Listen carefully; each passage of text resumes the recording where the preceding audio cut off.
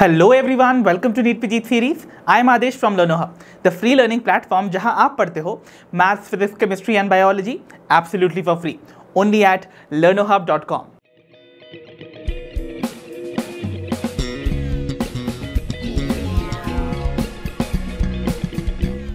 So बच्चों, आज के सेशन में हम बिगिन करने जा रहे हैं अपने नेक्स्ट चैप्टर के साथ और चैप्टर है बायोटेक्नोलॉजी प्रिंसिपल एंड प्रोसेसेस।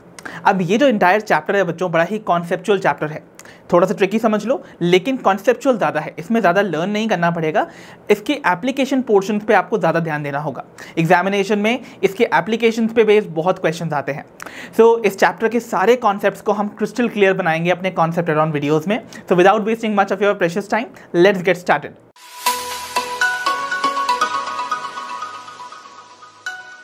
तो चलिए बच्चों, शुरुआत करते हैं अपने चैप्टर के साथ। चैप्टर का नाम ही है बायोटेक्नोलॉजी, जो कि है एक ऑल टुगेदर नया टर्म आप सभी के लिए। आई नो ऐसे बहुत सारे बच्चे होंगे जो इस टर्म को डेफिनेटली कहीं ना कहीं सुने होंगे, बट इसका मतलब आप में से बहुत कम जानते हो। बायोटेक्नोलॉजी का एक्चुअली में मतलब है क्या, उसको जाने बिना इस चैप्टर के साथ प्रोसीड नहीं किया जा सकता। आइए समझते हैं बायोटेक्नोलॉजी के लिटरल मीनिंग को। सबसे पहले तो इस टर्म को ही हम ब्रेक कर लेते हैं 3 कॉम्पोनेंट्स में, बायो, टेक्नो एंड लॉजी। इन तीनों ही कंपोनेंट्स के मतलब को अगर आप समझ जाते हो तो आप इसके एक बेसिक अंडरस्टैंडिंग समझ सकते हो कि इसमें हम क्या स्टडी करेंगे। सो देखो, यहाँ पर अगर हम देखें, the word bio means life या फिर लिविंग ऑर्गेनिजम्स से कंसर्न्ड, राइट। फिर आता है हमारा term techno. Techno is related to the techniques. Got it? And the term logy means the study. ठीक है? So अब आपको थोड़ा बहुत फेंट आइडिया हो गया होगा। देखो, यहाँ पर क्या हम इसको डिफाइन नहीं कर सकते इस तरीके से? It is the study concerning the techniques related to life और लिविंग ऑर्गेनिजम्स, यानी कि लिविंग ऑर्गेनिज्म से कंसर्न्ड कुछ ऐसी टेक्निक्स जिनको अप्लाई करने पर हम कुछ ऐसे डिज़ायर्ड प्रोडक्ट्स मैन्युफैक्चर कर सकते हैं जो कि ह्यूमन वेलफेयर के लिए इम्पॉर्टेंट हैं, राइट। तो बेसिकली हम यहाँ पर लिविंग ऑर्गेनिजम्स, लिविंग प्रोसेसेस या लिविंग टेक्निक्स जो है उनका इस्तेमाल करने वाले हैं टू प्रोड्यूस डिज़ायर्ड प्रोडक्ट्स। ठीक है, तो देखो यहाँ पर हम क्या क्या करने वाले हैं। So it is going to be concerning with application of biological organisms, systems and processes to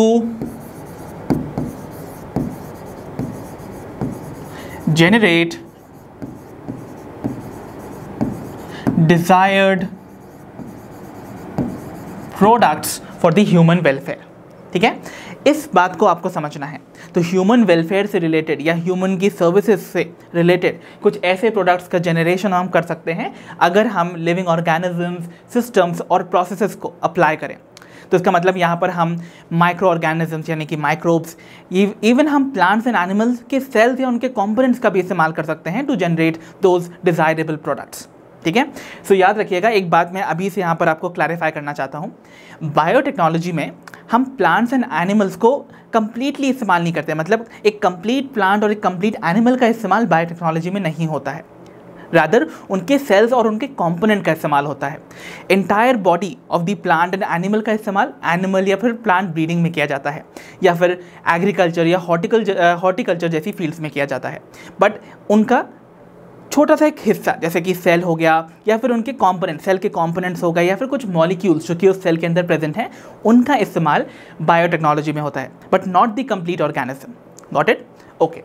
सो एक स्टैंडर्ड डेफिनेशन की बात की जाए बायोटेक्नोलॉजी की तो उसको दिया था यूरोपियन फेडरेशन ऑफ बायोटेक्नोलॉजी ने, जैसे हम शॉर्टली EFB से अब्रीविएट करते हैं। ठीक है, so according to EFB biotechnology को हम कैसे डिफाइन करेंगे? सो बायोटेक्नोलॉजी एक इंटीग्रेटेड साइंस है अकॉर्डिंग टू EFB, जहाँ पर हम इंटीग्रेट करते हैं नेचुरल साइंस को विद दी लिविंग ऑर्गेनिजम्स या उनके सेल्स या उनके ही पार्ट से। तो इसका मतलब it is going to be concerning the organisms और their parts which are going to be their cells, या फिर उन सेल्स के अंदर प्रेजेंट मॉलिक्यूलर एनालॉग्स यानी कि जो मॉलिक्यूलर पार्ट्स हैं for the products to generate those products जो कि यूजफुल हैं, या फिर to produce those services which are useful for the mankind. So याद समझ, आपको अच्छे से समझना है। देखो यहाँ पर हम नेचुरल साइंस को इंटीग्रेट करने वाले हैं लिविंग ऑर्गेनिजम्स या उनके पार्ट्स या उनके मॉलिक्यूलर एनालॉग से, ताकि हम कुछ ऐसे प्रोडक्ट्स जनरेट कर पाएँ जो कि ह्यूमन वेलफेयर या फिर सर्व कर सके मैनकाइंड को। ठीक है, so I hope the entire introduction to biotechnology is very clear. अब थोड़ी सी और चीज़ें जानते हैं बायोटेक्नोलॉजी से रिलेटेड।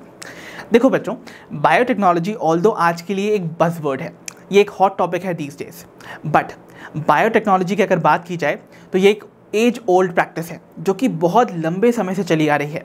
बट सिंस कुछ रीसेंट ईयर्स में एडवांसमेंट हुए हैं जेनेटिक इंजीनियरिंग की फील्ड में, या फिर बायोकेमिस्ट्री की फील्ड में, या फिर माइक्रोबायोलॉजी की फील्ड में, तो ये जो वर्ड है ये ज़्यादा पॉपुलर हो गया है दीज डेज। बट अगर बात की जाए बायोटेक्नोलॉजी की तो ये बहुत पुरानी प्रैक्टिस है। तो बायोटेक्नोलॉजी में हम दो अप्रोचेस ले सकते हैं, मतलब हम ऐसे डिज़ायर्ड जो प्रोडक्ट बनाना चाहते हैं ह्यूमन वेलफेयर के लिए, उसके दो अप्रोचेस हैं। या तो उन प्रोडक्ट्स को हम किसी भी लिविंग ऑर्गेनिज्म की नेचुरल एबिलिटी से डेवलप करवा लें, या फिर हम उसमें डेलिबरेटली फोर्सफुली वो चेंजेस करें जिससे हमें वो डिज़ायर्ड प्रोडक्ट मिल सके। सो दो बेसिक अप्रोचेस हैं। One approach was the original one जो कि बहुत पहले से चली आ रही थी, जहाँ पर हम किसी भी लिविंग ऑर्गेनिज्म या माइक्रोब की नेचुरल एबिलिटी को एक्सप्लॉइट करते थे फॉर ह्यूमन वेलफेयर। तो क्लासिकल बायोटेक्नोलॉजी में हम लिविंग ऑर्गेनिज्म के नेचुरल प्रोडक्ट से डील करेंगे, जैसा कि हमने अपने पिछले chapter microbes and human welfare में देखा था। तो आप सभी को याद होगा कैसे हम डिफरेंट माइक्रोब्स का इस्तेमाल करके कुछ ऐसे प्रोडक्ट्स बनाते थे जो कि हमारे लिए डेली लाइफ में यूज़फुल है। फॉर एग्जाम्पल, हमने कर्ड का फॉर्मेशन देखा था, हमने चीज़ का फॉर्मेशन देखा था, अल्कोहलिक बीवरेजेस, ऑर्गेनिक एसिड जैसे कि सिट्रिक एसिड का फॉर्मेशन देखा था। All these have been produced by the living organism by themselves, और जिस प्रोसेस का वो इस्तेमाल करते थे that was fermentation. So fermentation सबसे पहली प्रोसेस थी, एक ऐसी बायोलॉजिकल प्रोसेस जो कि ह्यूमन के लिए बहुत इंपॉर्टेंट थी, वेलफेयर के लिए इंपॉर्टेंट थी। और याद रखिएगा क्लासिकल बायोटेक्नोलॉजी में जो अगर देखा जाए तो सबसे पहला जो प्रोडक्ट ऑफ बायोटेक्नोलॉजी माना जाता है that is alcohol, because fermentation में जो पहला प्रोडक्ट बनता है दैट इज़ इथाइल अल्कोहल। तो इसका मतलब alcohol was considered as the very first product of biotechnology. So classical biotechnology को हम ऑलरेडी एक तरह से स्टडी करके आ चुके हैं अपने पिछले चैप्टर में, which is microbes in human welfare, right. तो यहाँ पर हमने लिविंग ऑर्गेनिज्म की नेचुरल प्रोडक्ट्स जो कि अपनी नेचुरल कैपेबिलिटी से वो बनाते हैं उसका इस्तेमाल करना है। बट अगर हम बात करें दूसरे टाइप के अप्रोच की, विच इज़ मॉडर्न बायोटेक्नोलॉजी की जो अंदर आता है, इसमें हम डेलिबरेटली कुछ चेंजेस करते हैं एक ऑर्गेनिज्म के अंदर ताकि वो उन प्रोडक्ट्स को बना सके जो हमारे लिए यूज़फुल हों। तो यहाँ पर अगर मुझे उन प्रोडक्ट्स को बनवाना है तो मुझे मैनिपुलेशन करना होगा। मैनिपुलेशन मतलब कुछ छेड़छाड़, कुछ मॉडिफिकेशन करने होंगे एट द जेनेटिक लेवल। तो यहाँ मॉडर्न बायोटेक्नोलॉजी में हम मैनिपुलेशंस करते हैं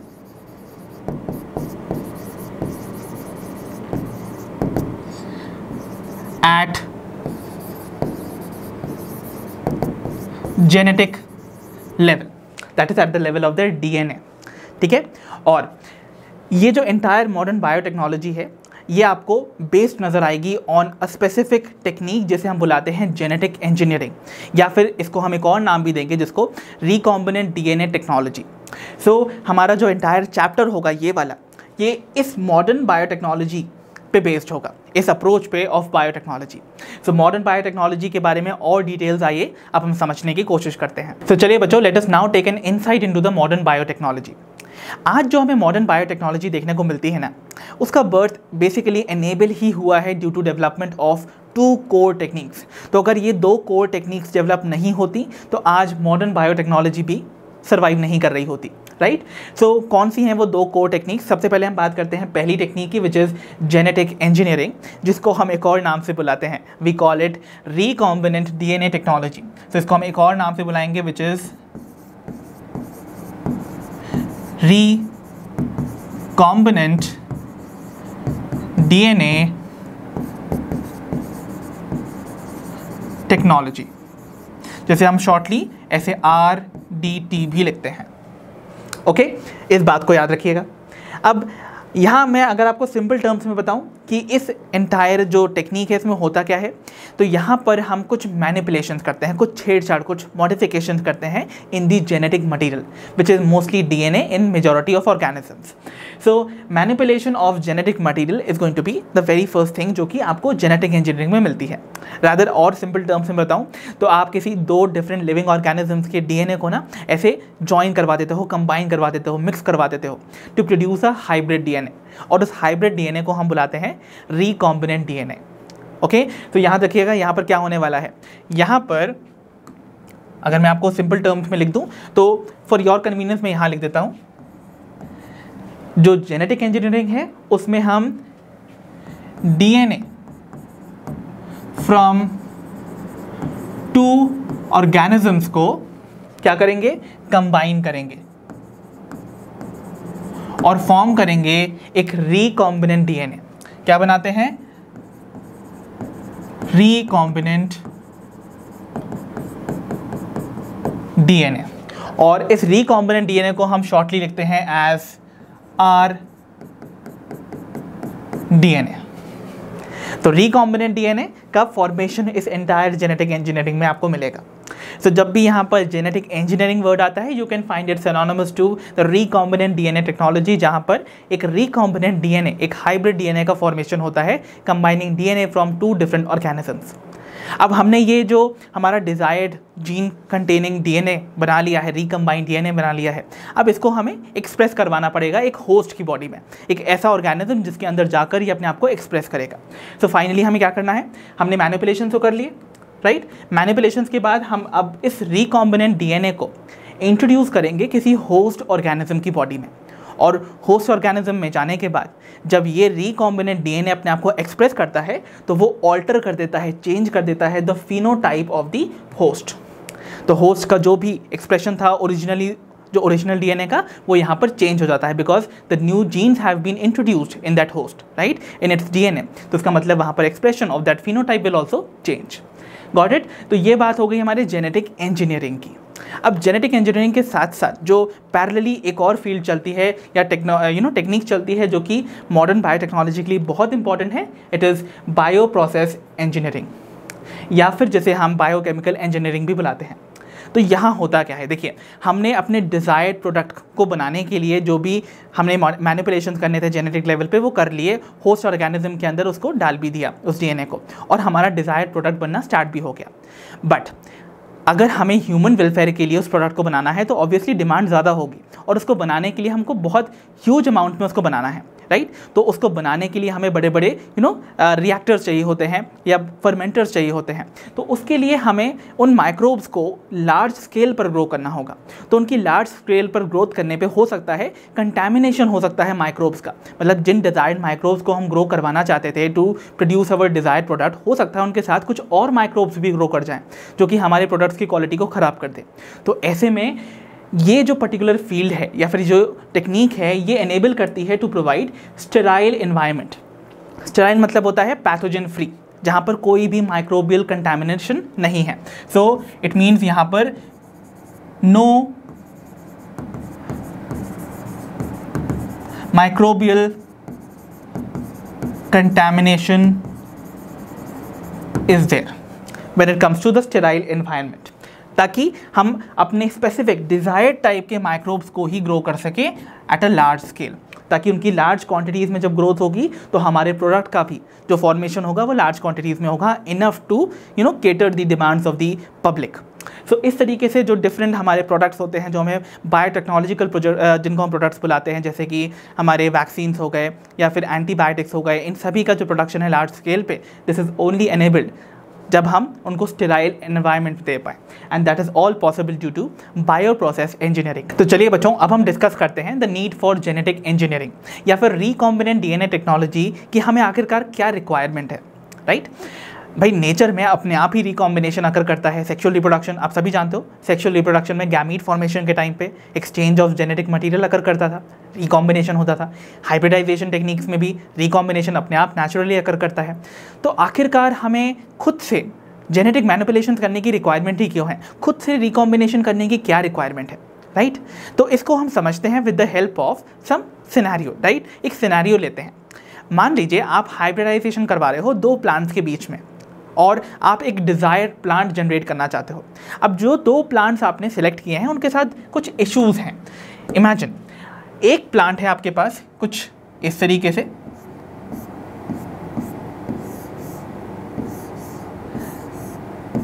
this is one plant and this is my another plant. अब ध्यान से देखो, पहले प्लांट के साथ क्या कंडीशन है, इस प्लांट की जो प्रोडक्टिविटी है ना वो लो है, राइट। सो इसकी प्रोडक्टिविटी की बात की जाए इट इज़ लो, बट इसके साथ एक अच्छी चीज़ भी है, ये डिजीज़ रेजिस्टेंट है, मतलब इसमें आसानी से डिजीज़ नहीं लगती है, तो this is disease resistant also. When we talk about this plant, इस प्लांट की प्रोडक्टिविटी इज़ हाई, मतलब ये प्लांट जो है वो अच्छे यील्ड प्रोड्यूस करता है, so productivity is high. But the problem is ये प्लांट डिजीज ससेप्टेबल है, इसमें जल्दी डिजीज लगती है। अब मैं चाहता हूं एक ऐसा प्लांट बनाना कि ऐसे प्लांट जिसमें प्रोडक्टिविटी भी हाई हो और प्लांट डिजीज रेजिस्टेंट भी हो। तो मतलब मुझे दोनों ही प्लांट्स के जो सुपीरियर कैरेक्टर्स हैं वो चाहिए अपने नए प्लांट में। और अगर मैं इसको नेचुरली हाइब्रिडाइजेशन की टेक्निक से करवाता हूँ तो देयर आर चांसेस कि एक ऐसा प्लांट लिटरली डेवलप हो जाए जिसमें दोनों ही सुपीरियर कैरेक्टर्स प्रेजेंट हो। फॉर एग्जाम्पल इमेजिन करते हैं हमारे पास एक ऐसा प्लांट डेवलप हो रहा है जिसमें the productivity is really good and disease भी ये रेजिस्टेंट है। सो मैंने यहाँ से इनके दोनों ये इंपॉर्टेंट कैरेक्टर्स मिल गए, मुझे ये भी मिल गया और ये भी मिल गया। But this is all by chance. Hybridization में जो प्रोडक्ट बनेगा या जो प्लांट बनेगा वो डिजायर्ड कैरेक्टर के साथ आएगा, ये एक प्योरली चांस की बात है। There is no fix criteria कि ऐसा अच्छे कैरेक्टर जो हैं वो ट्रांसमिट होंगे हाइब्रिडाइजेशन में, राइट। और ऐसा भी हो सकता है कि दोनों में से केवल एक ही कैरेक्टर अपने आप को यहाँ पर एक्सप्रेस करे, हो भी सकता है कि दोनों ही अपने आप को एक्सप्रेस ना करें, या फिर हो सकता है दोनों एक्सप्रेस कर जाएं बट उसके साथ एक आध अनडिज़ायरेबल कैरेक्टर भी अपने आप को यहाँ पर एक्सप्रेस कर ले। फॉर एग्जांपल हो सकता है कि प्रोडक्टिविटी हाई होने के साथ, डिजीज रेजिस्टेंट होने के साथ इसकी फ्रूट क्वालिटी डिक्लाइन कर जाए, तो हो सकता है कि फ्रूट क्वालिटी कम हो जाए। तो ऐसे में क्या हो रहा है, वी आर सीइंग सम, और देखो मेजॉरिटी क्या रिजल्ट है कि यहाँ पर रिजल्ट पहली चीज़ तो अनप्रिडिक्टेबल है। दूसरी चीज़ कुछ ऐसे भी कैरेक्टर एक्सप्रेस कर सकते हैं जो हम डिज़ायर्ड नहीं, मतलब जो डिज़ायर्ड नहीं है हमारे लिए, जो हम चाहते ही नहीं थे। तो इस कंडीशन को अवॉइड करने के लिए हम यहाँ पर रिकॉम्बिनेंट डीएनए टेक्नोलॉजी का इस्तेमाल कर सकते हैं। तो हम क्या करेंगे, हम बेसिकली एक ऐसा पहली चीज़ तो मैनिपुलेशन करेंगे इस प्लांट के जेनेटिक मटेरियल में कि इसमें वो जीन जो कि रिस्पॉन्सिबल है फॉर हाई प्रोडक्टिविटी और वो जीन जो कि डिजीज रेजिस्टेंस प्रोवाइड करता है, उन दोनों को ही स्पेसिफिकली आइसोलेट करके इस प्लांट के अंदर पुट कर देंगे। तो ऐसे में दोनों ही जो डिज़ायरेबल ट्रेट्स है उनके जीन्स प्रेजेंट हैं, और जब वो अपने आप को एक्सप्रेस करेंगे तो वही दो स्पेसिफिक ट्रेट जो हम चाहते थे, जिनके जीन्स हमने इंट्रोड्यूस किए थे, वही अपने आप को एक्सप्रेस करेंगे। तो इन अ वे हमें जो डिज़ायर्ड रिजल्ट चाहिए था अपने हाइब्रिड प्लांट में वो मिल जाएगा without any undesired result, right. कोई भी अनडिजायरेबल कैरेक्टर अपने आप को एक्सप्रेस नहीं करेगा। And this is how genetic engineering हमें एनेबल करता है to produce the desired products जो कि हम चाहते हैं और जिनसे ह्यूमन जो है वो वेलफेयर डिराइव कर सकते हैं। तो बच्चों अब हम जानने जा रहे हैं कुछ historical backgrounds about recombinant DNA technology और जेनेटिक इंजीनियरिंग। सबसे पहला जो रिकॉम्बिनेंट डीएनए था, यानी कि पहला जो हाइब्रिड डीएनए था जिसमें हम दो ऑर्गेनिज्म के डीएनए को मिक्स करके एक हाइब्रिड डीएनए बनाए थे, वो कंस्ट्रक्ट किया था दो साइंटिस्ट ने मिलकर, और उन साइंटिस्ट के नाम हैं Herbert Boyer and Stanley Cohen. और ये जो पहला रिकॉम्बिनेंट डीएनए का कंस्ट्रक्शन था, it was conducted in the year 1972। सो आपके सामने स्क्रीन पर यहाँ पर बोयर और कोहेन दिखाए जा रहे हैं। इन दो साइंटिस्ट ने ही सबसे पहला रिकॉम्बिनेंट डीएनए बनाया था। But anyways the father of genetic engineering का जो क्रेडिट जाता है या फिर ऑनर जाता है, it goes to another scientist जिनका नाम था पॉल बर्ग। सो इस इंफॉर्मेशन को भी प्लीज लिख लीजिए, फादर ऑफ जेनेटिक इंजीनियरिंग बुलाया जाता है पॉल बर्ग को, ठीक है। अब हम बात कर रहे थे यहाँ पर पहले रिकॉम्बिनेंट डीएनए के कंस्ट्रक्शन की। तो ये दो साइंटिस्ट ने पहला रिकॉम्बिनेंट डीएनए बनाया है। अब कैसे बनाया था, क्या हुआ था उसमें, आइए देखते हैं। तो इन्होंने क्या किया, ये वर्क कर रहे थे दो बैक्टीरियम पे। पहला बैक्टीरियम था सैल्मोनेला टाइफीम्यूरियम, ठीक है, और दूसरा जो बैक्टीरियम है जो कि नॉर्मल हम देखते हैं उसका नाम है ई कोलाई। तो उन्होंने क्या किया, इस सैल्मोनेला टाइफीम्यूरियम नाम के बैक्टीरियम से उसके अंदर प्रेजेंट एक एंटीबायोटिक रेजिस्टेंट जीन को आइसोलेट करवाया और उसको इंटीग्रेट किया in the plasmid of the E coli. अब आप सोचोगे ये प्लाज्मिड क्या है। किसी भी बैक्टीरिया में उनका जो खुद का जेनेटिक मटेरियल है जो कि डीएनए के फॉर्म में होता है, उनका खुद का क्रोमोसोम होता है। उसके अलावा भी आपको बैक्टीरियल सेल के अंदर कुछ एक्स्ट्रा क्रोमोसोमल डीएनए मिलता है जो कि सर्कुलर होता है और वो इंडिपेंडेंटली रेप्लिकेट करता रहता है, डिवाइड करता रहता है और अपनी कॉपीज बनाता रहता है।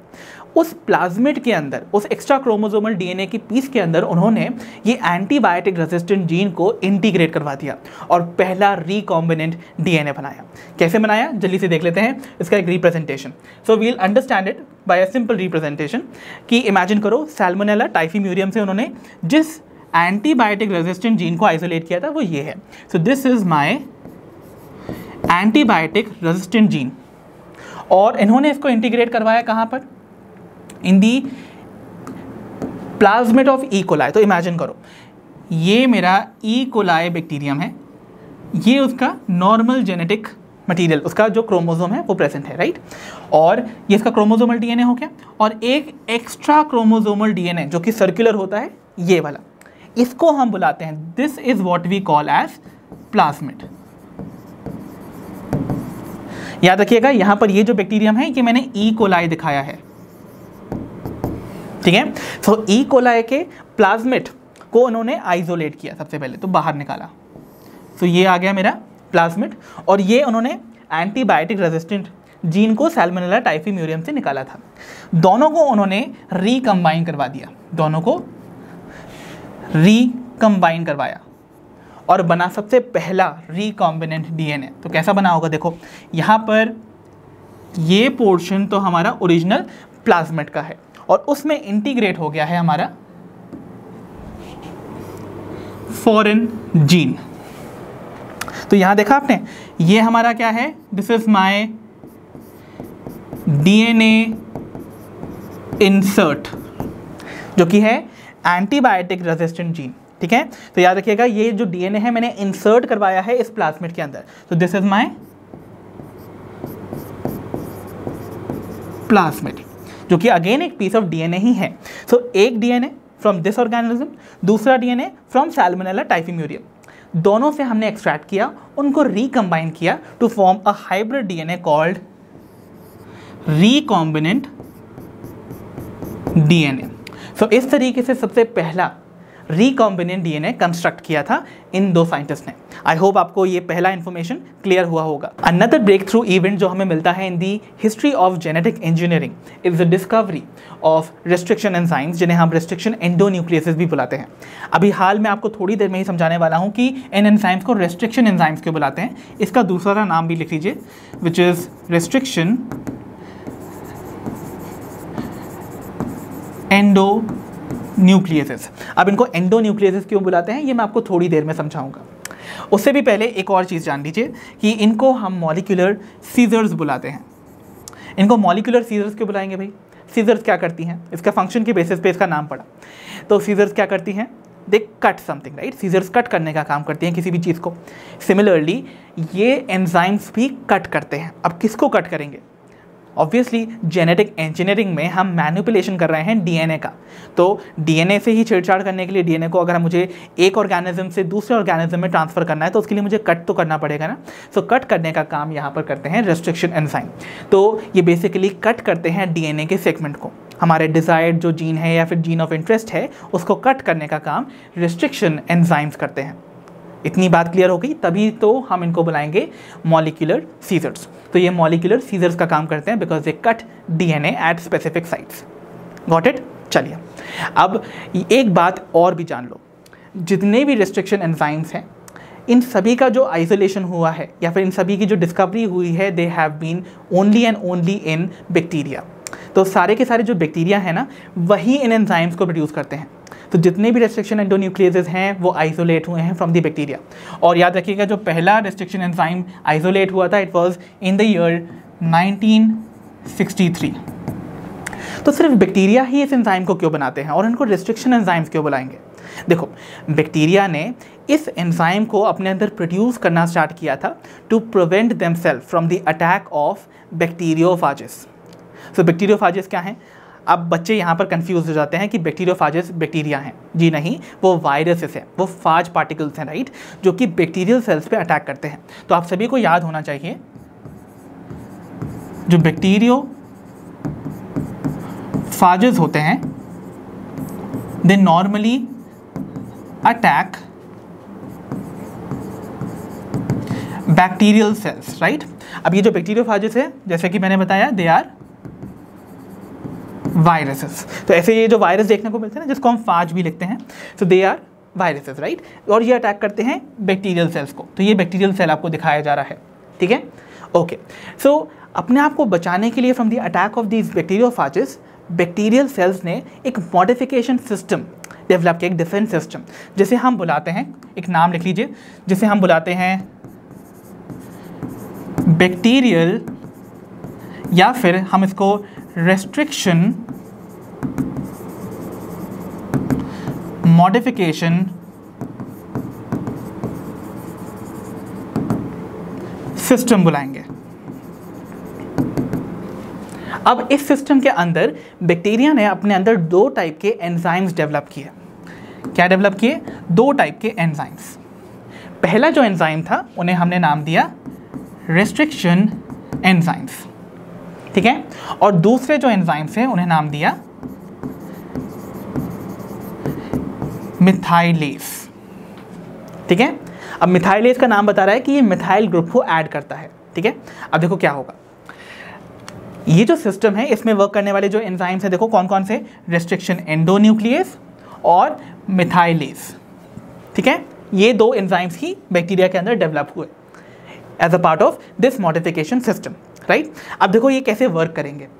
जब एक बैक्टीरियोफाज अटैक करता है बैक्टीरियल सेल पे, तो वो अपना जो जीनोम है, अपना डीएनए जो है, वो इसको इंसर्ट कर देता है किसके अंदर? बैक्टीरियल सेल के अंदर, जो कि लेटर ऑन जाके बैक्टीरियल क्रोमोसोम में इंटीग्रेट कर जाता है, वहाँ पर जाकर जुड़ जाता है और बैक्टीरियल क्रोमोसोम के साथ ही रेप्लिकेट करता है और इन्फेक्शन कॉज करता है, राइट।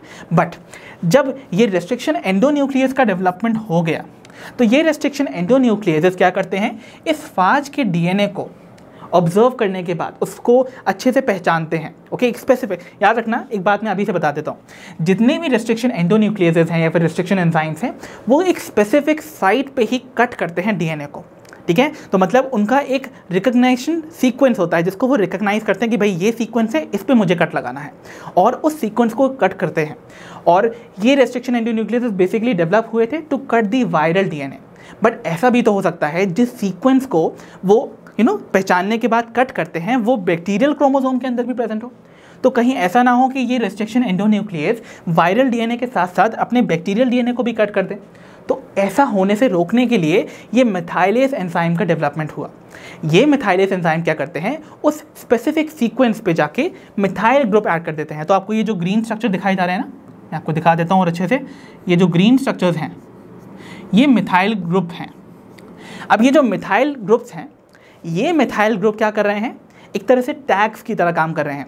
तो ये टैग कर देते हैं सेल्फ सीक्वेंसेस को, यानी कि खुद के सीक्वेंस को। तो कभी भी जो रेस्ट्रिक्शन एंडोन्यूक्लियस जब मॉनिटर करेगा ना सारे डीएनए को, और जब भी वो अपने रिकग्निशन सीक्वेंस के पास जाएगा, जिस सीक्वेंस को वो पहचानता है, अगर उस पर वो मिथाइल ग्रुप की प्रेजेंस देख लेता है, तो वो उस पर कभी भी कट नहीं लगाता। और जिस भी जगह पर वो अपने रिकग्निशन सीक्वेंस में मिथाइल ग्रुप नहीं देखता है, वो वहाँ पर कट कर देता है। अब जो मिथाइलेज है, वो तो सिर्फ और सिर्फ बैक्टीरियल क्रोमोसोम पे सीक्वेंस के ऊपर ही जाके मिथाइल ग्रुप ऐड करता है, वायरल डीएनए पे तो नहीं करता है। इसका मतलब जो रेस्ट्रिक्शन एंडोन्यूक्लियेसेस हैं, वो स्पेसिफिकली वायरल डीएनए को ही कट करते हैं, ओके। तो इस तरीके से उन्होंने ये एक मॉडिफिकेशन सिस्टम डेवलप किया था ताकि वो अपने आप में या फिर अपने बैक्टीरियल सेल के अंदर वायरल डीएनए की ग्रोथ को रिस्ट्रिक्ट कर सकें, इसीलिए नाम बना इसका रिस्ट्रिक्शन एंजाइम।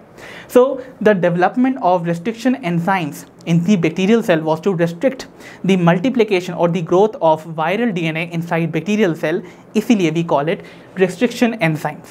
I hope आपको discovery of restriction enzymes और उसकी story समझ में आई होगी. So after having dealt about the basic historical background of genetic engineering या फिर recombinant DNA technology, अब मैं आपको समझाने वाला हूँ the basic steps जो कि required होते हैं to genetically modify an organism. तो किसी भी organism को genetically modify करने में, उसके अंदर कुछ manipulations करने में, जीन मैनिपुलेशन करने में क्या स्टेप्स इन्वॉल्व होते हैं, we are going to be seeing now. So basic आपको 3 स्टेप्स मिलते हैं बच्चों. 3 स्टेप में सबसे पहला जो स्टेप है that is very basic and it is to identify the gene of interest. भाई आपको कौन सा जीन इंट्रोड्यूस करना है एक ऑर्गेनिज्म के अंदर, सबसे पहले आपको उसको आइडेंटिफाई करना होगा ना. इमेजिन करो मुझे एक प्लांट को डिजीज़ रेजिस्टेंट बनाना है, तो वो डिजीज़ रेजिस्टेंस कन्फर करने वाला जीन मुझे लाना होगा ना, उसको इंट्रोड्यूस करना होगा. उसके लिए मुझे उसको आइडेंटिफाई करना पड़ेगा फ्रॉम एनी अदर प्लांट, है ना. तो यहाँ पर उस पहले तो हमें अपने जीन को जो हमें इंट्रोड्यूस करवाना है उसको आइडेंटिफाई करना है. ठीक है, तो सबसे पहला काम हो गया to identify the gene of interest. In this example जो मैंने आपको बताया that is going to be the gene which confers disease resistance. ठीक है, ओके. सेकेंड स्टेप की बात करते हैं ना. तो सेकेंड स्टेप है हमने इस जीन को आइसोलेट तो कर लिया, इसको निकाल लिया, अब इसको मुझे ट्रांसफ़र करना है उस प्लांट के अंदर जिसे मुझे डिजीज़ रेजिस्टेंट बनाना है. तो ऐसे में it is going to be requiring the transfer of desired gene into the host organism. बात समझ में आ गई. अब होस्ट के मैंने एक सेल के अंदर सपोज इसको ट्रांसफ़र कर भी दिया. अब काम क्या है, तीसरा जो काम होगा, तीसरा जो स्टेप होगा, it is going to be to maintain that DNA in the host body.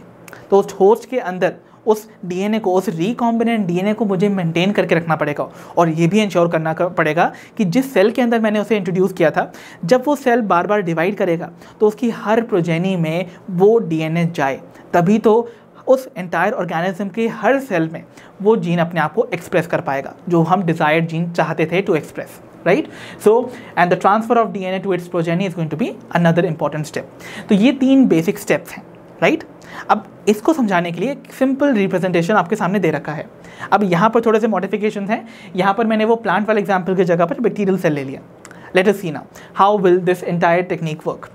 Imagine करो ये मेरा स्पेसिफिक जीन ऑफ इंटरेस्ट है. So this is my gene of interest, the desired gene. कोई भी हो सकता है. यहाँ पर इमेजिन कर लो डिजीज रेजिस्टेंस वाला जीन है. राइट. अब इस जीन को मुझे अपने होस्ट के अंदर, पहले मैंने तो आइडेंटिफाई कर लिया, उसको आइसोलेट कर लिया. सेकंड स्टेप में उसको होस्ट के अंदर हमें ट्रांसफ़र करना था. राइट.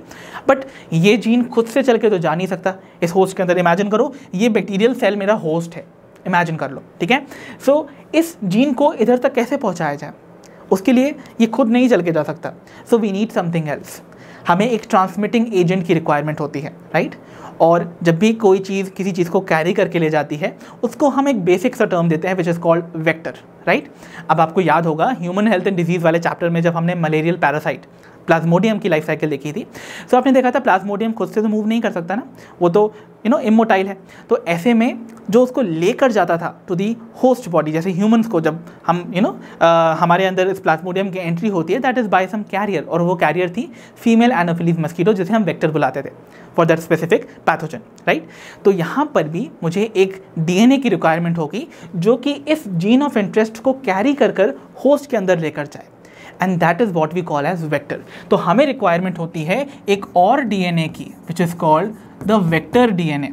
और ये वेक्टर डीएनए कैरियर की तरह काम करता है to take this gene of interest, और उसके साथ ये इसको लेकर जाएगा इनटू द होस्ट सेल. तो क्या करवाना होता है हमको, हमें इस जीन ऑफ इंटरेस्ट को सबसे पहले अपने व्हीकल डीएनए यानी कि जैसे वेक्टर डीएनए बुलाते हैं, कैरियर डीएनए बुलाते हैं, उसके साथ हमें इनको इंटीग्रेट करवाना होता होगा. तो देखो यहाँ पर ये वेक्टर के साथ मैंने क्या किया है, मेरे इस जीन ऑफ इंटरेस्ट को लिंक कर दिया है. ठीक है, ज्वाइन करवा दिया है. Now this vector is capable enough कि ये जाकर हमारे होस्ट सेल के अंदर इसको लेकर चला जाएगा. तो ये स्पेसिफिक जो वेक्टर डीएनए है वो कैरी करके ले जाएगा हमारे जीन ऑफ इंटरेस्ट को और होस्ट सेल के अंदर इसको ट्रांसफॉर्म करवा देगा. ट्रांसफॉर्मेशन का मतलब होता है जब बैक्टीरियल सेल अपने सराउंडिंग से डीएनए को डायरेक्टली पिकअप कर ले, उसको ट्रांसफॉर्मेशन कहते हैं। अब ये बैक्टीरियल होस्ट सेल ने इस पर्टिकुलर डीएनए को ले लिया जिसके अंदर हमारा डिजायर्ड जीन था। अब जितनी बार ये बैक्टीरियल डीएनए या फिर बैक्टीरियल सेल डिवाइड करेगा, उसकी सब्सिक्वेंट जितनी भी प्रोजेनीज होंगी उन सभी में हमारे डिजायर्ड जीन की मल्टीपल कॉपीज बनेगी। तो जब मल्टीपल कॉपीज बनती हैं सेम जीन की, तो ऑब्वियसली इसको हम बुलाएंगे क्लोनिंग ऑफ द जीन, इसे हम जीन क्लोनिंग कहते हैं। Got it? तो ये बेसिक 3 स्टेप्स थे कि कैसे आप एक ऑर्गेनिज्म के जीन्स को मैनिपुलेट करके उसमें जेनेटिक मॉडिफिकेशंस कर सकते हो। सो नेक्स्ट अब हम डिस्कस करने वाले हैं the tools of recombinant DNA technology. अगर आपको रिकॉम्बिनेंट डीएनए टेक्नोलॉजी परफॉर्म करनी है तो आपको उसके लिए रिक्वायर्ड कौन कौन से टूल्स होंगे, आइए समझने की कोशिश करते हैं। तो बेसिकली 3 ही टूल्स आपको रिक्वायर्ड हैं और ये आप काफ़ी हद तक कोरिलेट कर सकते हो विद द एग्जांपल जो कि मैंने आपको पिछले ही स्लाइड में बताया है। अब देखिए, सबसे पहला काम आपको क्या करना है, अपना डिजायर्ड जीन को आइडेंटिफाई करना है, उसको कट करके आइसोलेट करना है। तो कट करने के लिए आपको रिक्वायरमेंट होगी एग्जैक्टली एंजाइम्स की। ओके, तो सबसे पहला जो टूल है that is going to be enzymes. ना केवल कट करने के लिए, इवन बहुत सारे स्टेप्स होते हैं, जैसे कट करने के बाद आपको ज्वाइन भी करवाना है तो उसके लिए भी आपको एंजाइम चाहिए, राइट। तो ऐसे बहुत सारी एक्टिविटीज़ हैं रिकॉम्बिनेंट डीएनए टेक्नोलॉजी की जिसके लिए आपको एंजाइम्स की रिक्वायरमेंट होती है। So enzymes is going to be the very first tool. अब आपने डिजायर्ड जीन को कट तो करवा लिया एंजाइम्स की मदद से, बट उसको हमें अपने होस्ट तक कैसे पहुंचाना है, with the help of vectors, right. तो यहाँ पर कैरियर का काम कौन करेगा उन डिजायर्ड जीन का, it is going to be vectors. अब ये वेक्टर्स क्या करते हैं, ये उस स्पेसिफिक डिजायर्ड जीन को होस्ट की बॉडी के अंदर ले जाकर, होस्ट सेल के अंदर ले जाकर उसकी मल्टीपल आइडेंटिकल कॉपीज़ बनाते हैं, और जिसको हम क्या बुलाते हैं, जो मल्टीपल आइडेंटिकल कॉपीज़ हैं, आइडेंटिकल कॉपीज़ को हम क्लोन्स बुलाते हैं। तो जब हम मल्टीपल कॉपीज़ बनाएंगे तो उसे हम कहेंगे cloning of the desired DNA piece. वो वेक्टर्स इंश्योर करते हैं, इसीलिए वेक्टर्स को हम क्लोनिंग वेक्टर्स भी बुलाते हैं। आ गई बात समझ। बात करते हैं the third thing which is going to be nothing but the host organism. भाई थर्ड टूल तो होस्ट ही होगा ना, जिसके अंदर वेक्टर डिजायर्ड जीन को ले जाकर उसको एक्सप्रेस करवाएगा, उसकी मल्टीपल कॉपीज बनवा के, राइट। तो इसका मतलब तीसरा जो हमें टूल चाहिए, it is going to be the host cell और द होस्ट ऑर्गेनिज्म। तो आई होप नाउ आपको ये 3 टूल्स समझ में आ गए होंगे जो कि आपको डेफिनेटली रिक्वायर्ड हैं to perform recombinant DNA technology. सबसे पहले अब हम यहाँ बिगिन करने वाले हैं विद द एंजाइम्स, और एक एक करके हम सारे ही टूल्स को डिटेल में स्टडी करेंगे, बट सबसे पहले हम बिगिन करेंगे विद द एंजाइम्स इटसेल्फ। तो चलिए बिगिन करते हैं with the very first tool for recombinant DNA technology, and those are none other than the enzymes। और एंजाइम्स में भी हम सबसे पहले बिगिन करेंगे उस एंजाइम के साथ जिसके बिना जेनेटिक इंजीनियरिंग या फिर रिकॉम्बिनेंट डीएनए टेक्नोलॉजी पॉसिबल नहीं है, and it is restriction enzymes. जी हाँ, ये वही एंजाइम्स हैं जिनकी डिस्कवरी हमने पढ़ ली थी, राइट। और इनको हम मॉलिक्यूलर सीजर्स बुलाते थे। इस बात को फिर से मेंशन कर लो, आपकी लिए ये ज़्यादा इंपॉर्टेंट है। इन्हें हम बुलाते हैं मॉलिक्यूलर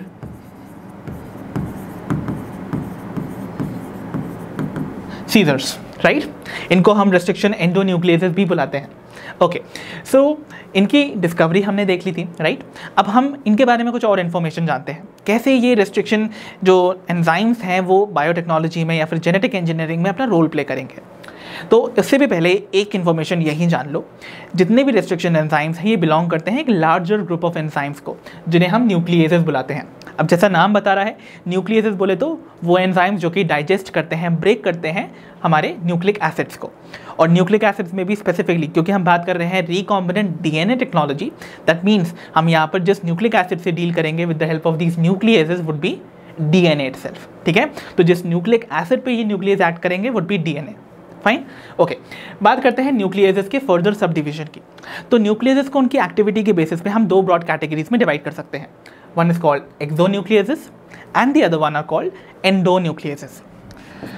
अब देखो, एक्सो और एंडो वर्ड का मतलब, अगर ये एक प्रीफिक्स लग जाता है तो उसका क्या मतलब होता है आप जानते हो। Exo means outside and endo means inside, है ना। तो एक्सोन्यूक्लियसेस जो है वो डाइजेस्ट करते हैं डीएनए को या रिमूव करते हैं न्यूक्लियोटाइड्स को from the ends of the DNA. तो आपको पता है ना, डीएनए का अगर हम मॉलिक्यूल लेते हैं तो उसके 2 एंड्स आपको मिलते हैं हर एक स्ट्रैंड पे, एक 5 प्राइम एंड और एक 3 प्राइम एंड। सिमिलरली आपको उसकी एंटी पैरेलल स्ट्रैंड मिलेगी, राइट, जिसमें 3 प्राइम और 5 प्राइम एंड होता है। तो ये क्या करते हैं, ये रिमूव करते हैं न्यूक्लियोटाइड्स की from the end of the DNA. तो अगर ये आपके पास एक इंटैक्ट डीएनए है तो लेट्स सपोज ये 5 प्राइम एंड से यहाँ पर न्यूक्लियोटाइड्स को रिमूव करना स्टार्ट करेगा। तो एक्सोन्यूक्लियसेस कैसे एक्ट करते हैं, they act by removing the nucleotides from the ends of the DNA. So remove nucleotides from the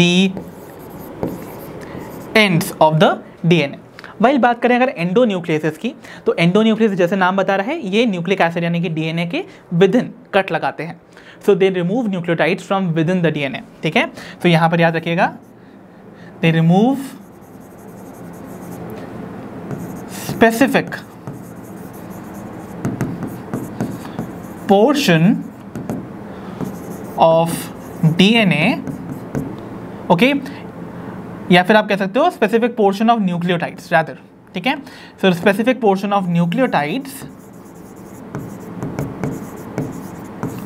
from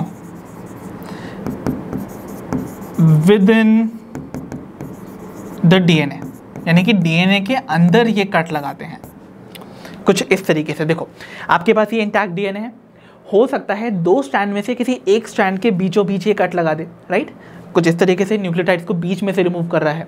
या भी हो सकता है कि ये दोनों स्ट्रैंड पे कट लगाए, बट जब ये दोनों स्ट्रैंड पे जब कट लगाता है ना, तो उसकी एक खासियत है, दोनों स्ट्रैंड पे जब ये कट लगाता है तो वो हमेशा उन्हीं दो न्यूक्लियोटाइड्स के बीच में लगाता है जिस पे उसने एक स्ट्रैंड पर ऑलरेडी कट लगाया था।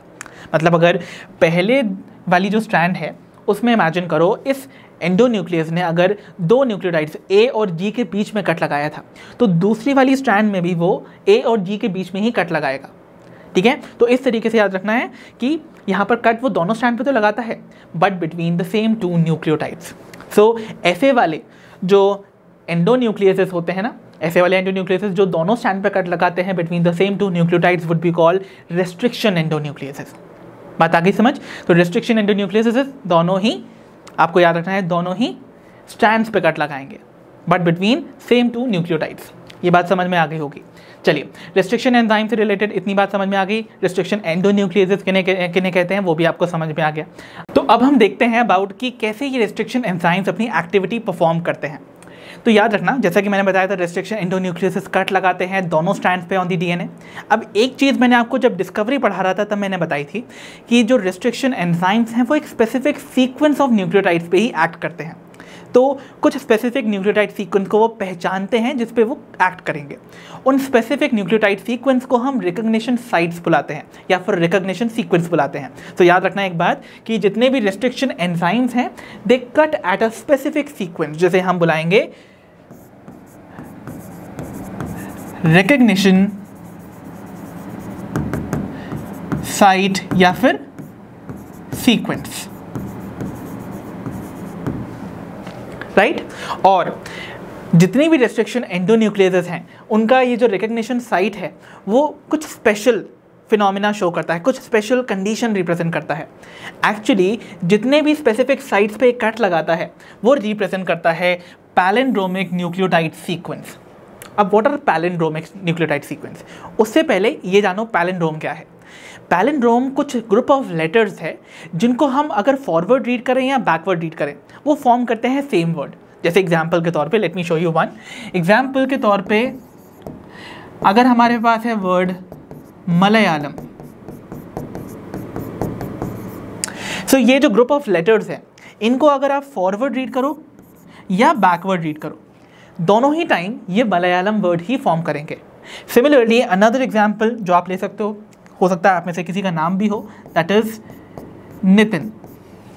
तो आप इसको चाहे फॉरवर्ड रीड करो या बैकवर्ड रीड करो, it will form the same word. Similar condition आपको यहाँ डीएनए में भी देखने को मिलती है।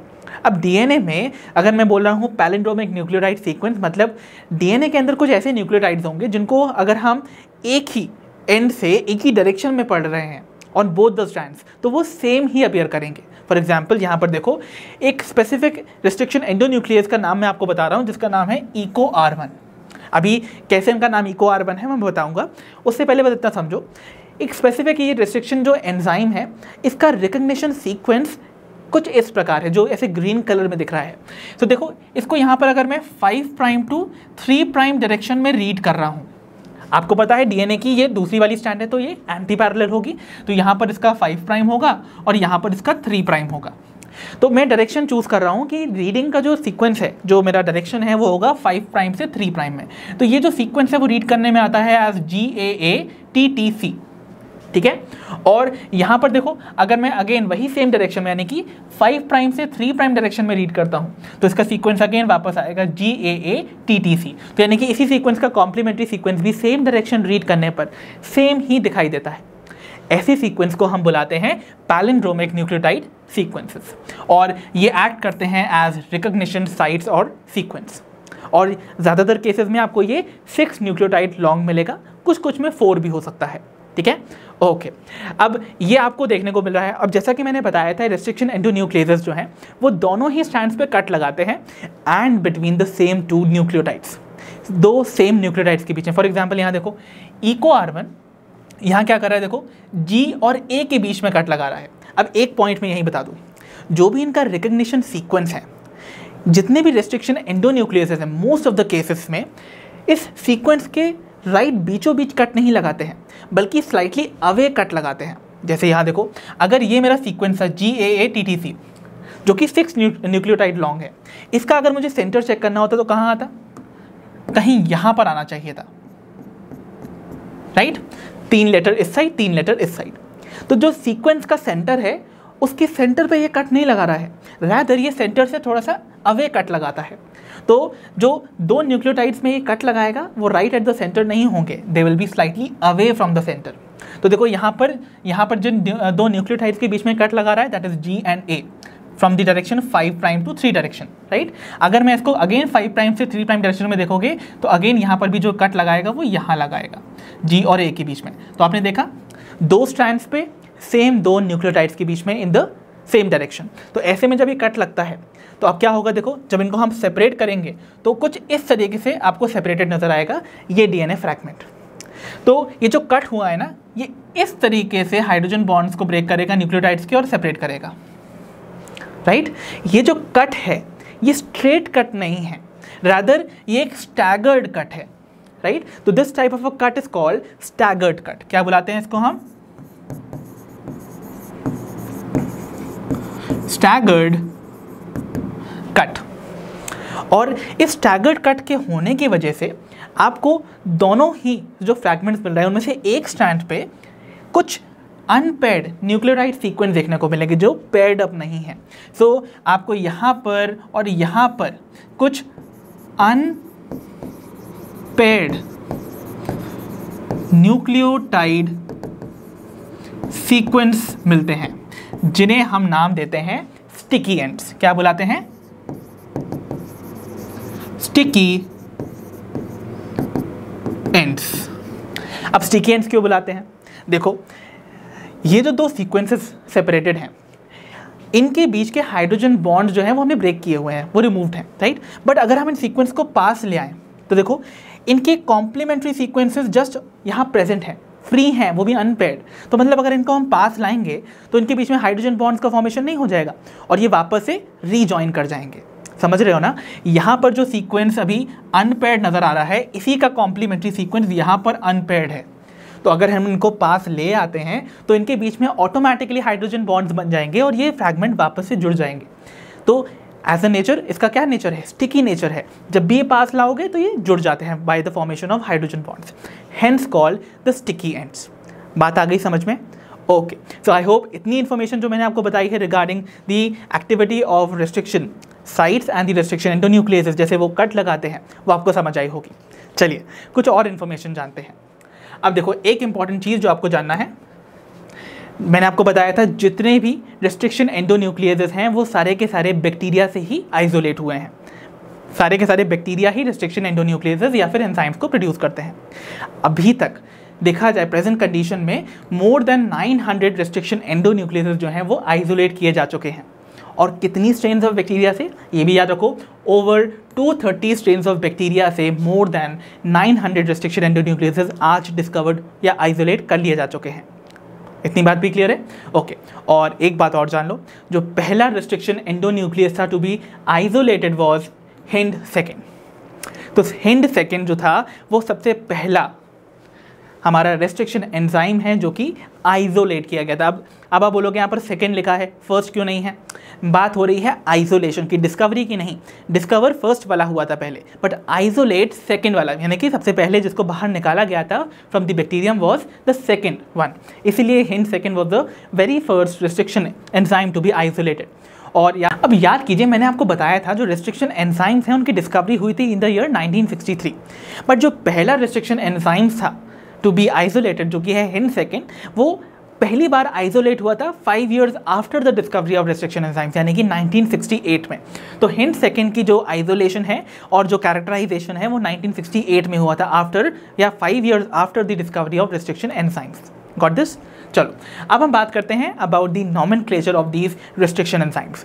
तो ये जो एंजाइम्स हैं इनके नाम बड़े ही अजीब अजीब से होते हैं, राइट? जैसे मैंने एक एग्जांपल के तौर पे आपको बताया था EcoR1, जिसके हमने रिकग्निशन सीक्वेंस भी देखा था।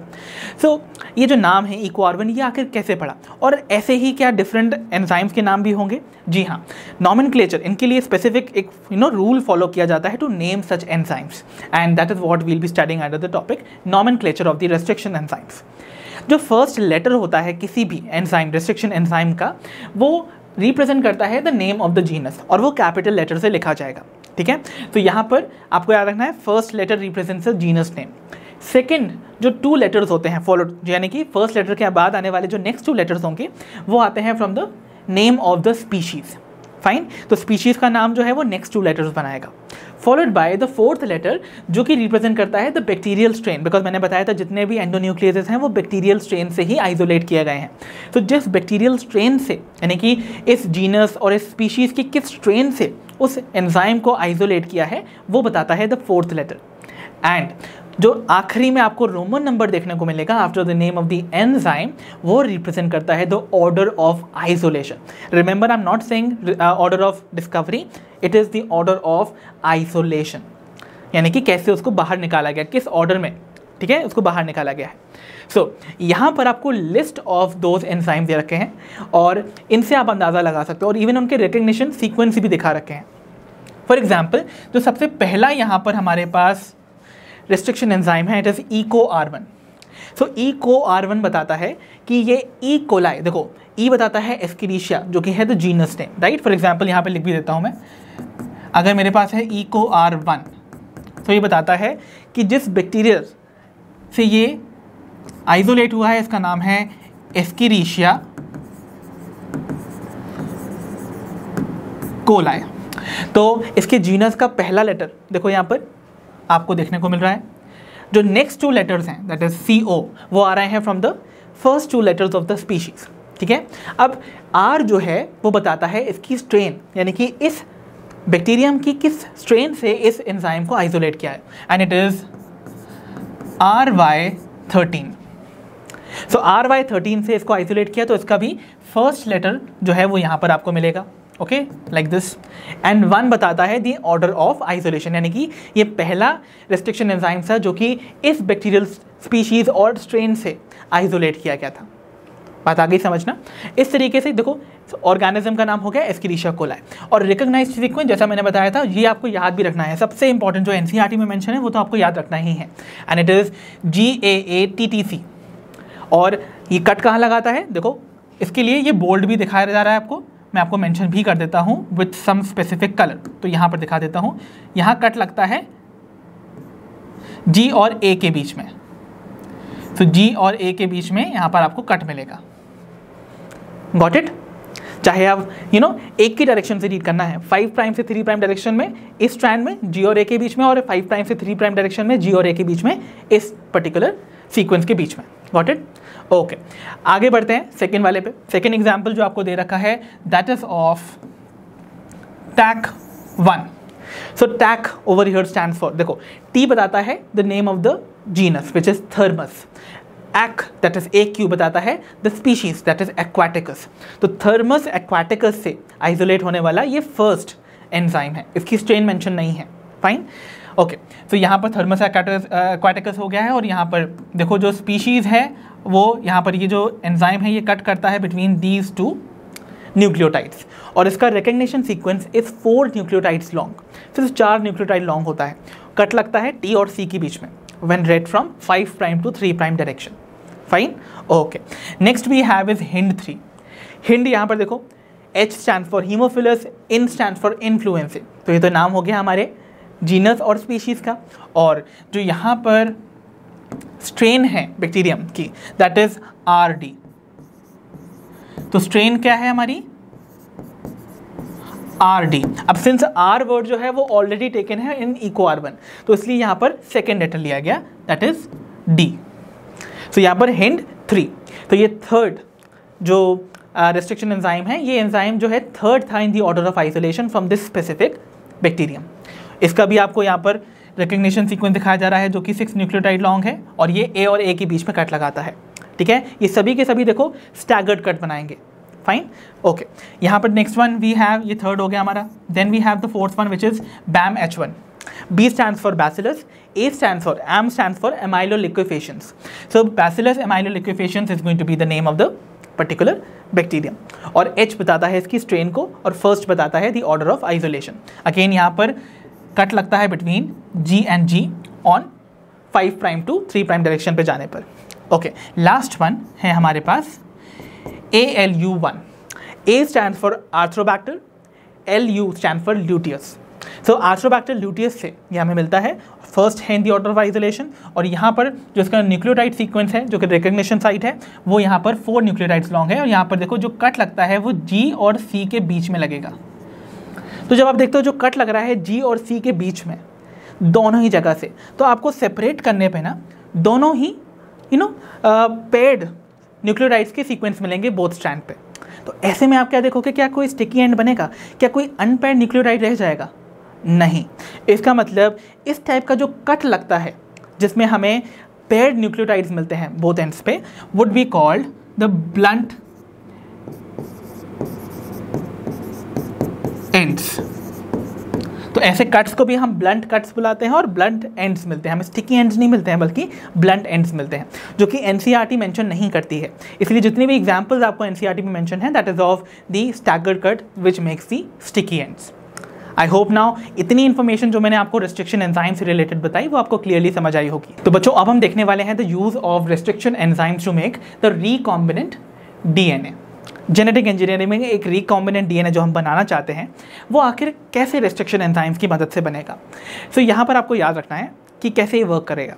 आपको अपना जो डिज़ायर्ड जीन है और जो हमारा वेक्टर है जो कैरी करके लेकर जाएगा हमारे डिज़ायर्ड जीन को, देखो दोनों ही चीज़ की बात हो रही है, वेक्टर की भी और जीन ऑफ इंटरेस्ट की भी, दोनों को हमें ट्रीट करवाना है with the same restriction enzyme, जिसकी वजह से दोनों ही केस में जो स्टिकी एंड्स बनेंगी वो कॉम्प्लीमेंट्री बनेंगी।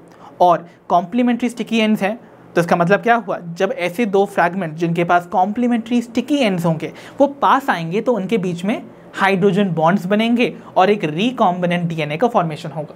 तो अगर आपके पास ये एक वेक्टर था जो कि एक प्लाज्मिड है, प्लाज्मिड के बारे में हम आगे भी पढ़ेंगे जब हम क्लोनिंग वेक्टर्स पढ़ते हैं, और इस वेक्टर का इस्तेमाल करके हम इस टारगेट जीन को इनकॉर्पोरेट करवाना चाहते हैं इसमें। तो हम पहले तो दोनों को ही ट्रीट करवाएंगे with the help of same restriction enzyme, और दोनों को कट करवाने के बाद देखो जो स्टिकी एंड्स बन रहे हैं वो एक दूसरे के कॉम्प्लीमेंट्री हैं, और इसीलिए जब इनको हम पास लाएंगे और एक एंजाइम जिसका नाम है DNA लाइगेज उसकी मदद से इनको जुड़वा देते हैं तो बन जाता है एक रिकॉम्बिनेंट DNA। अब इस एंटायर प्रोसेस को हम एक सिंपल स्कीमेटिक रिप्रेजेंटेशन से और डिटेल में समझते हैं। तो आइए देखते हैं the activity of restriction enzymes. Imagine करते हैं मेरे पास एक जीन है मेरा, जो मेरा जीन ऑफ इंटरेस्ट है, द डिजायर्ड जीन, उसको मैं ऐसे रिप्रेजेंट करता हूँ। So let's suppose this is my gene of interest, जिसके दोनों एंड्स पे डेफिनेटली कहीं ना कहीं हमारे जो रेस्ट्रिक्शन एंजाइम है उसके न्यूक्लियोटाइड्स जो रिकग्निशन सीक्वेंस है ना वो प्रेजेंट होगा ही होगा। इमेजिन करते हैं यहाँ पर वी हैव GAA-TTC और इस एंड पे भी कहीं ना कहीं GAA-TTC होगा ही होगा।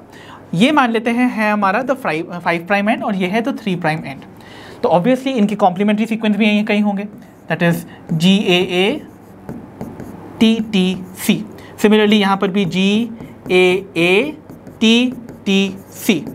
राइट। तो यहाँ पर होगा हमारा 3 प्राइम एंड और यहाँ पर होगा 5 प्राइम एंड। अब आपको याद आ गया होगा ये जो GAA-TTC है ये रिकग्निशन सीक्वेंस होता है of the restriction enzyme called EcoR1, है ना। ओके, अब ऐसा ही कंडीशन मान लो, तो ये तो मेरा क्या हो गया, this is my gene of interest, ठीक है। तो पहली चीज़ तो ये हमारे पास होनी चाहिए। दूसरी चीज़ हमारे पास होना चाहिए हमारा vector to carry this gene, right. तो यहाँ पर मान लेते हैं मेरे पास एक प्लाज्मिड बेस्ड वेक्टर है जिसमें अगेन मेरे इस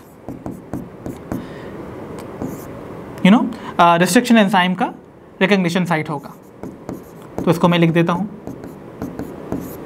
और ये एक जो आपका वेक्टर है उसको आप ऐसे मान लो ये प्लाज्मिड बेस्ड है जो कि सर्कुलर डीएनए है, फाइन, ठीक है।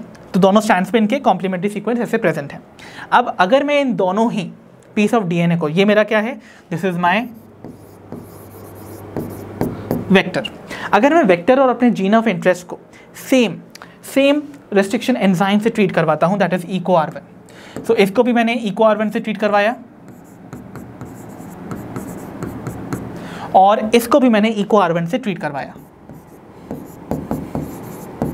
तो क्या होगा आइए देखते हैं। आपको पता है EcoR1 क्या करता है, EcoR1 कट लगाता है अगर हम 5 प्राइम से 3 प्राइम डायरेक्शन जाते हैं between 2 nucleotides called G and A। तो G एंड A के बीच में देखो यहाँ पर ये ऐसे कट लगा देगा। सिमिलरली यहाँ पर भी G और A के बीच में ऐसे ये कट लगा देगा। तो ये स्प्लिट अप हो जाएंगे, आपको स्टिकी एंड्स का फॉर्मेशन नजर आएगा, समथिंग लाइक दिस। तो यहाँ पर अगर हम देखेंगे क्या सीक्वेंस बनेगा, AATTC, देखो यहाँ पर बचेगा AATTC और यहाँ पर केवल G बचेगा, और यहाँ पर देखो अगेन यहाँ केवल G बचेगा और यहाँ पर क्या बचेगा, CTTAA,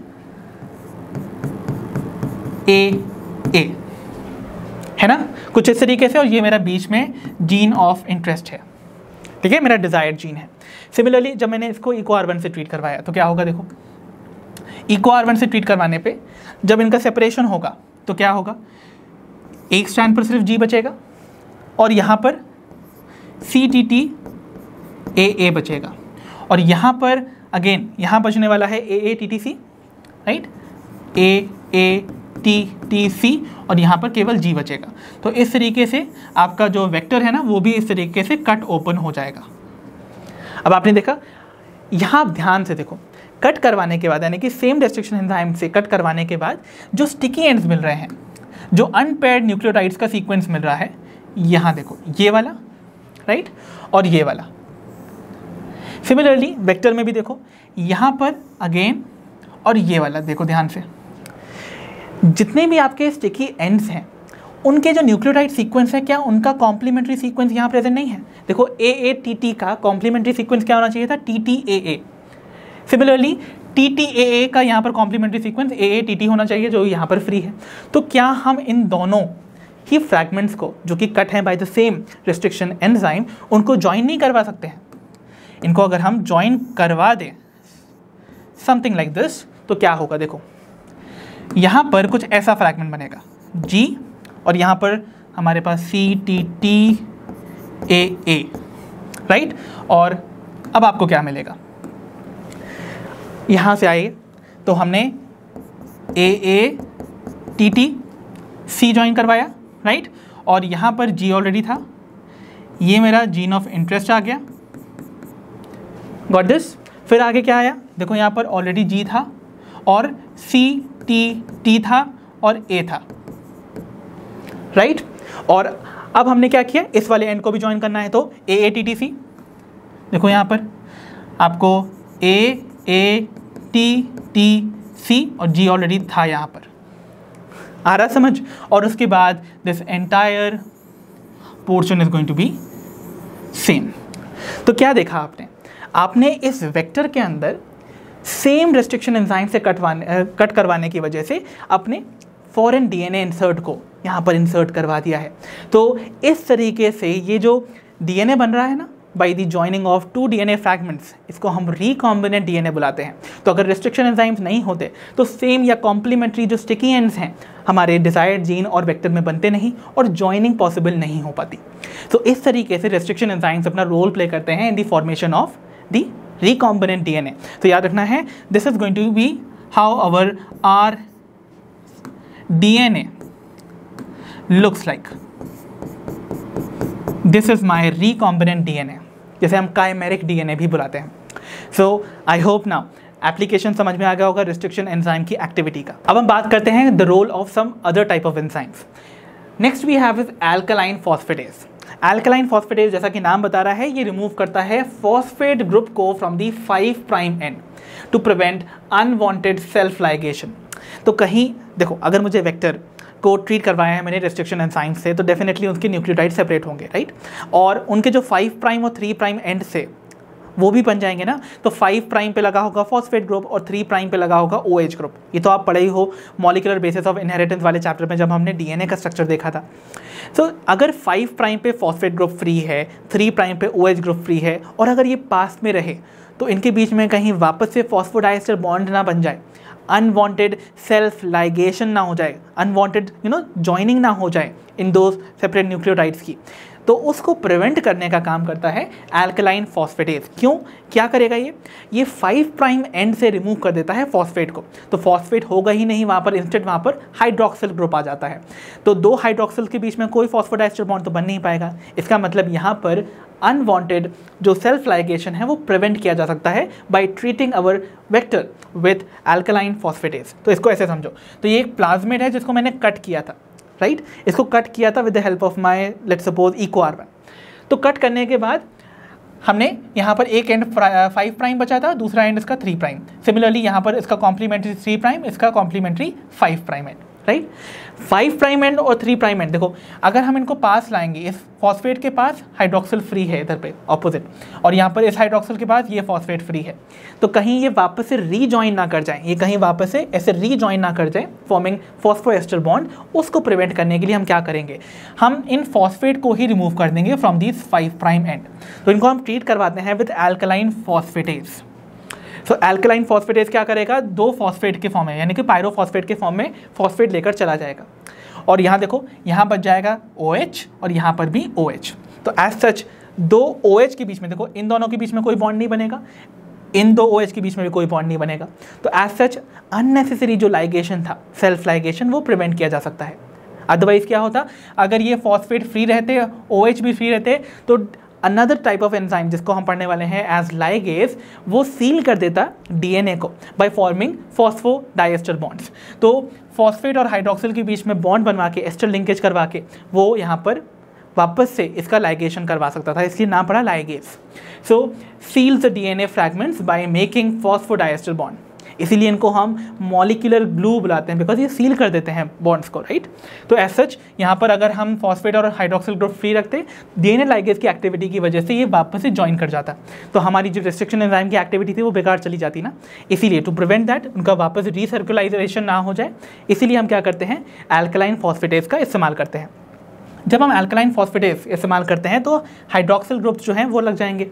अब हम अपना फॉरेन DNA लाकर यहाँ पर इंसर्ट करवाएंगे, और वापस से हमारा जो एडिशन है हमारे न्यूक्लियोटाइड्स का, वो वापस से क्लियरली हो पाएगा और लाइगेशन पॉसिबल हो पाता है, राइट। तो इस तरीके से यहाँ पर कुछ जगह पर, क्योंकि हाइड्रोक्सिल ग्रुप ही फ्री हैं, तो थोड़े से निक्स रह जाते हैं, कुछ रीजन्स रह जाते हैं जहाँ पर there is no phosphoester bond, उन निक्स को सील बाद में कर लिया जाता है। सो इस तरीके से the activities of these two enzymes, I hope आपको समझ में आई होगी, ना केवल ये दो एंजाइम्स बल्कि एंजाइम्स लाइक DNA पॉलीमरेज का भी बायोटेक्नोलॉजी में रोल है, जो कि न्यूक्लियोटाइड्स के एडिशन में हेल्प करते हैं इन दी न्यूक्लियोटाइड चेन। तो इस तरीके से आई होप आपको याद रखना है the role of various enzymes in case of the genetic engineering. तो बच्चों, अब हम डिस्कस करने वाले हैं the separation of DNA fragments. भाई, एक DNA को रेस्ट्रिक्शन एंजाइम से कट करवाने पे जो फ्रैगमेंट्स मिलते हैं उनको हम आखिर सेपरेट कैसे करेंगे, उसके लिए हम एक टेक्निक अप्लाई करते हैं जिसे हम कहते हैं जेल इलेक्ट्रोफोरेसिस। तो इसका नाम है जेल इलेक्ट्रोफोरेसिस, इवन इसको हम और स्पेसिफिकली बुलाते हैं एग्रोस जेल इलेक्ट्रोफोरेसिस।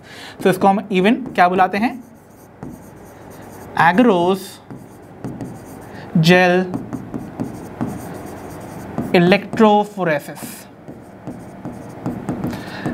इस पर्टिकुलर टेक्निक को अप्लाई करने के लिए हमें जो जेल चाहिए वो बनता है फ्रॉम एग्रोस, जो कि एक नेचुरल पॉलीमर है, और ये मिलता है फ्रॉम द सीवीड्स लाइक जो रेड एल्गी को बिलोंग करते हैं, like gelidium and gracilaria. So agar से इसको हम बनाते हैं, and hence this gel which is obtained would be called agarose gel, right.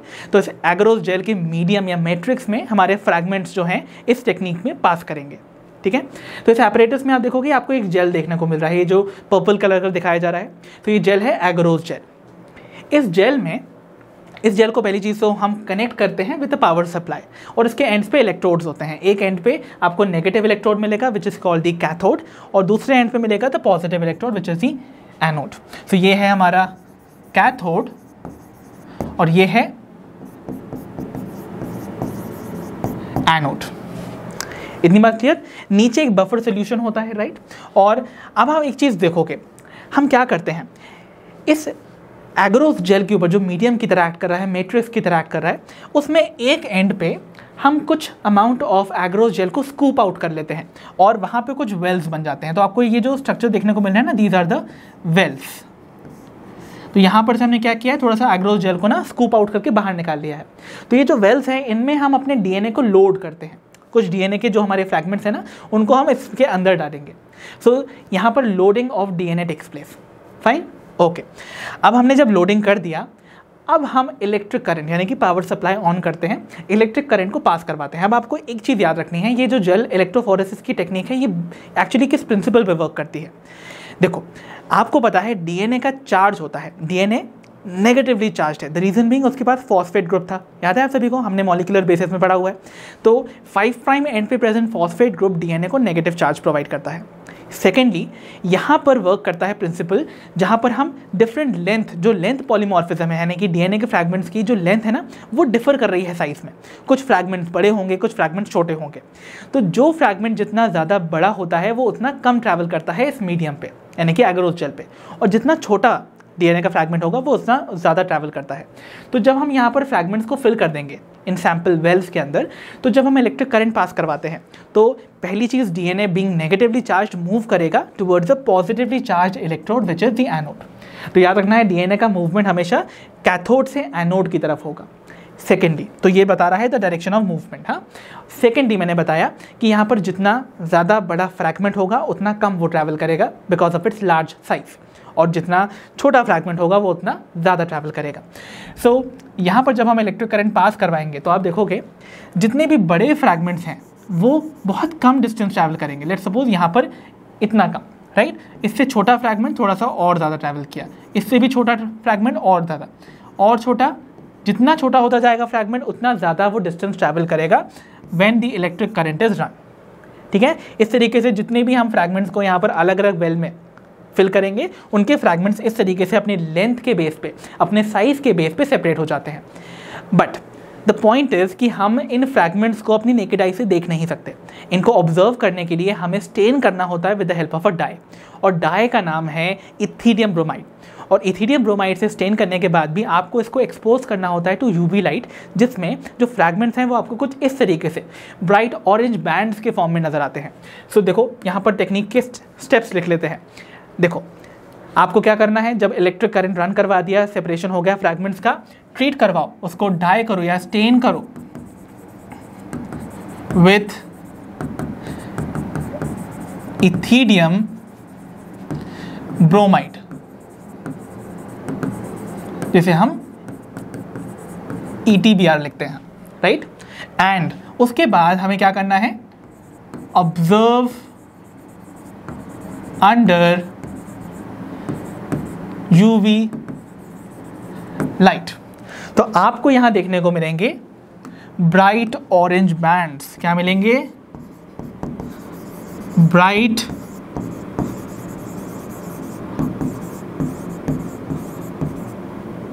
Orange bands, और इन बैंड्स के बेसिस पे आप इनको विजुलाइज कर सकते हो।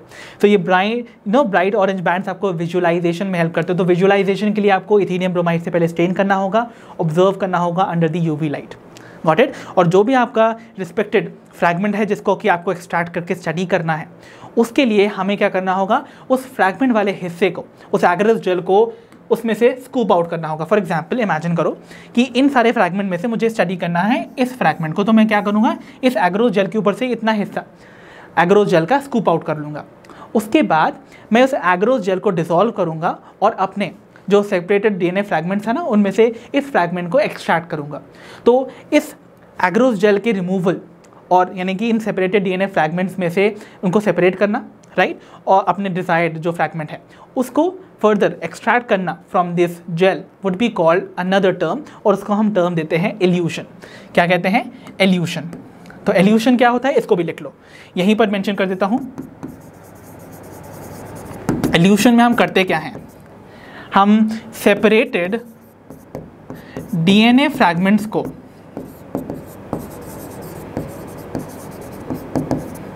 क्या करने वाले हैं, को यहाँ पर सेपरेट करेंगे, राइट, और मतलब उनको हम एक्सट्रैक्ट करेंगे from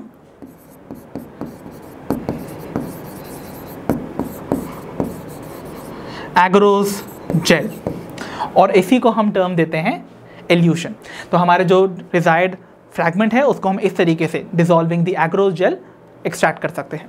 so with this I think you would have understood the entire process of the separation of DNA fragments, और जो इंटायर प्रोसेस है ऑफ जेल इलेक्ट्रोफोरेसिस, और इवन जिसको हम बुलाते हैं agarose gel electrophoresis. So with this I think आपको ये सारे कॉन्सेप्ट्स क्लियर हो चुके होंगे। So this was all for today from the chapter biotechnology principle and processes. I hope इस चैप्टर के जितने भी कॉन्सेप्ट्स आज की वीडियो में मैंने कवर किए वो आपको अच्छे से समझ आए होंगे। अब हम मिलेंगे अपनी नेक्स्ट वीडियो में। अंटिल देन आप अपना ध्यान रखिए, पढ़ते रहिए, और जैसा कि आप सभी जानते हो लर्नो हब मतलब फ्री है पर बेस्ट है।